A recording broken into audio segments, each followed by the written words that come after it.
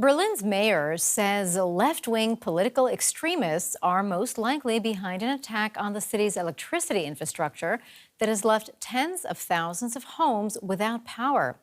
Residents in the German capital are being told they might have to wait several days until power is fully restored. Police say they've received a letter claiming responsibility from a known extremist group, and they consider the claim credible. Lights are out across southwestern Berlin, where several districts have been hit by a major power outage suspected of being a political crime. The electricity went down early Saturday morning and is expected to remain off for several days. Residents were caught off guard while facing snowy conditions and freezing temperatures. I tried using my phone. It didn't work. Nothing. It was really weird. I couldn't even make a coffee. The apartment was cold.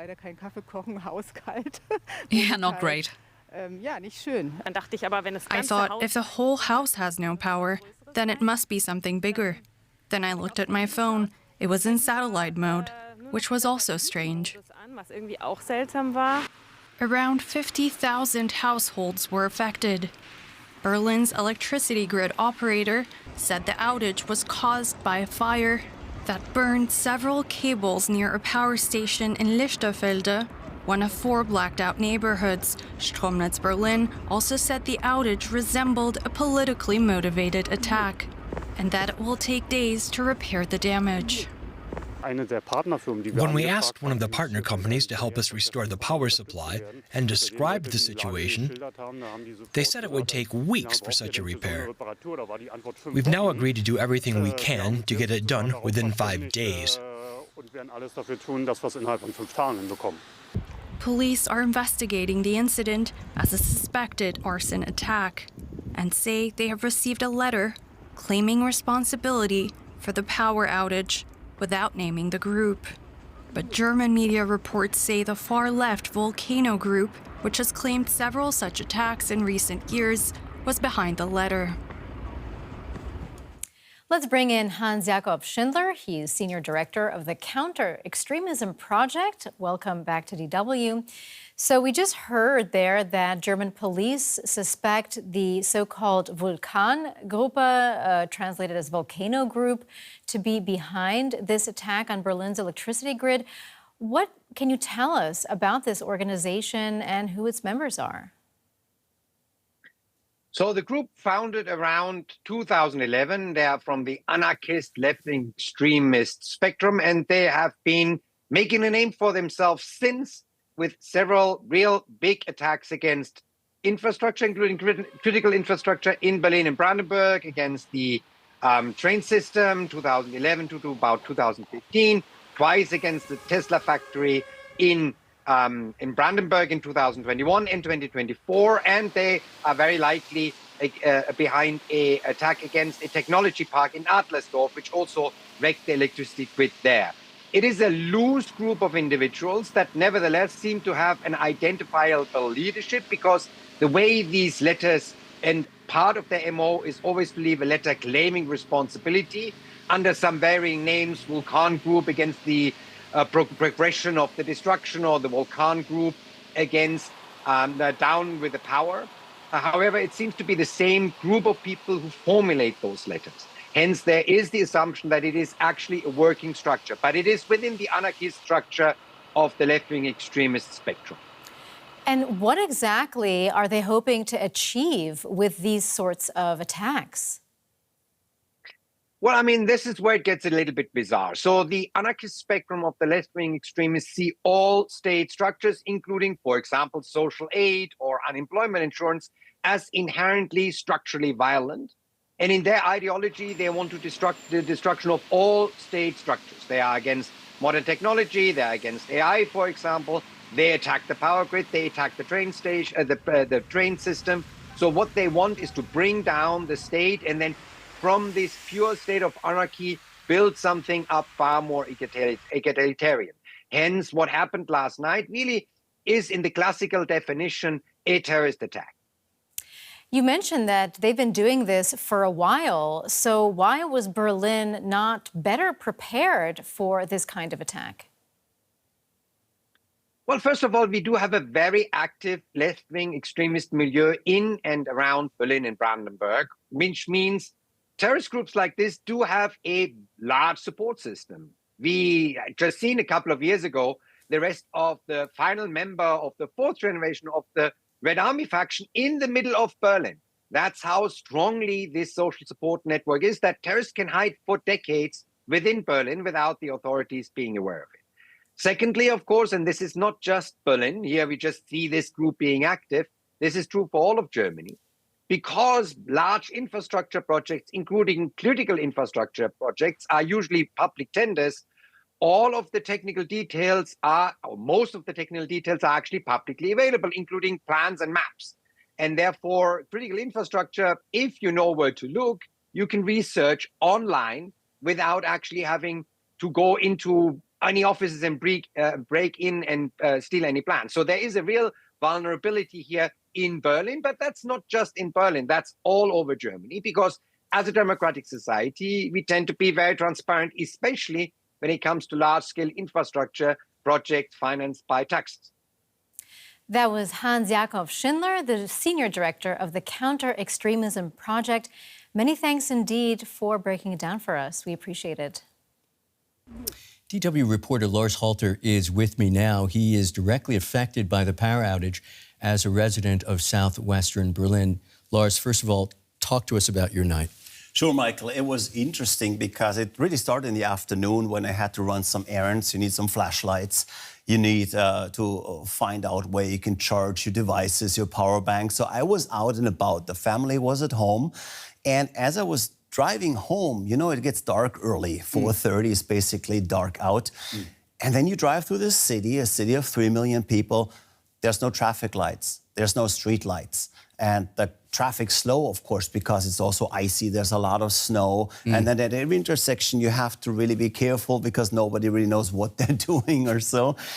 As I got home, then, of course, my wife had some candles out. And so we had a little bit of light. And I brought those flashlights in that we bought. And that's how you help yourself, I guess. There's not much you can do. The kid had to prepare some homework. But what's going on? Are you calling neighbors? Are you calling friends? Are you trying to, you know, find local news to see what's going on? Yes, it's really nice to have these networks because the internet is spotty too. And if I can't get news online or so, then maybe my neighbor can. Maybe he was lucky enough to get some reception or so.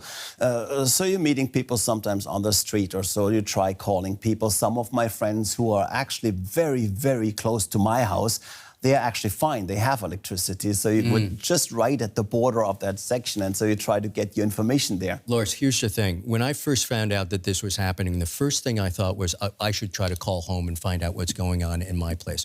We weren't affected, but I was concerned immediately because the weather just took a turn. Yes. For real dead of winter this week. It started getting extremely cold. How are you dealing with that? That is a little bit of a problem, really, because it gets cold in the house. Yesterday, the first day was fine because the house is pretty well insulated. But it's going to be pretty cold, I guess, for the next couple of days. There's also no warm shower to warm up because there's no hot water. So you just try to maybe drive a few kilometers over to a friend where you can maybe take a shower. You see, yes, right. We did that, actually. We saw that we can actually take a shower somewhere, find some hot water. So you're a family of how many people? We have 4 people. We have 2 sons and my driving wife. to neighbors to use. Yeah, as a matter of fact, you find friends who just let you shower there. Another neighbor has a gas stove, and just today I ran into her on the street, and she said, if you want some warm soup, we have a gas stove. I make a soup for you, so just come on over. And that's how neighbors help each other. And that is sometimes a nice thing. You know, you find yourself in times of crisis, but then you realize how your neighborly networks work. Yeah. And that's maybe the positive side of all this. It takes a village. What are authorities telling you about when this is going to be over? Because there seems to be some uncertainty about that. There is definitely a lot of uncertainty. That's why we don't have any clear information. The last we heard is it's going to take until Thursday. So by that time, it will have been 5 days without power. So we have another 3 or 4 days ahead, which is going to be tough. And let's just see what updates we're getting. Hopefully the power comes back sooner. But if you look at the damage done and what the power company says they have to do to fix this, I'm not very optimistic. I wouldn't be surprised if it would take a few days longer. Okay, DW reporter Lars Halter. If your neighbors start closing the doors, you have my number. Thank you, my friend. Felix Neumann is an extremism and counterterrorism expert for the Konrad-Adenauer Foundation, which is affiliated with Germany's conservative party, the CDU. He told me more about the group thought to be behind the attack.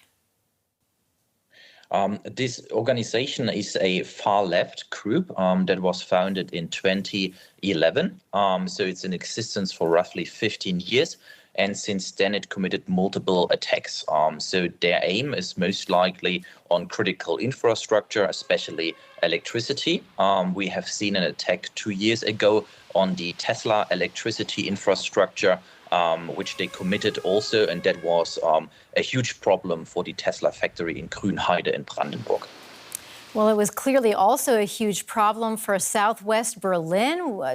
Enormous numbers of people have been impacted by this. Does this tell us that Berlin is simply unprepared to cope with an attack like this? I mean, on the one side, you can definitely argue that, but on the other side, you have to see that Berlin is the biggest city in Germany we have, and attack like that needs to be done by professionals. So it is not likely that a small group, an unprofessional group, can do something like that. So I more likely see the problem with the rise of far-left attacks and far-left groups that do attacks like this. If we stop them, I think Berlin and other cities in Germany are safe. So you say that these are professionals who committed an attack like this. Can you give our viewers an idea of what's involved in actually achieving something like this? I mean, first of all, you need to get the information where you can attack. So that is not easy in the first place. After you got the information, you need to know how to build something to hit the infrastructure, to destroy it. That is a huge challenge in the second place. And the last thing, and that makes it very, very complicated for police and intelligence, it's very hard to find the people who did this because they are very good to hide themselves. So they don't leave anything behind where you can get track of them or something similar. And with those 3 steps, they are professionals in those 3 steps, and that makes it very hard for police in Germany. Well, attacks on energy infrastructure is something that many Western countries have been worrying about, especially since Russia's invasion of Ukraine. Is the German government doing anything to prepare for future attacks like this? Definitely. The German government released a new law at the end of last year, which is in place this year, to make sure our critical infrastructure is more safe. So there will be some new implementations for big companies, especially in critical infrastructure, so they are more prepared for such attacks, not only from far-left groups, but as you pointed out, from Russia and other state actors as well. That was Felix Neumann. He's an extremism and counterterrorism expert from the Konrad-Adenauer Foundation here in Berlin. Thank you so much. Thank you.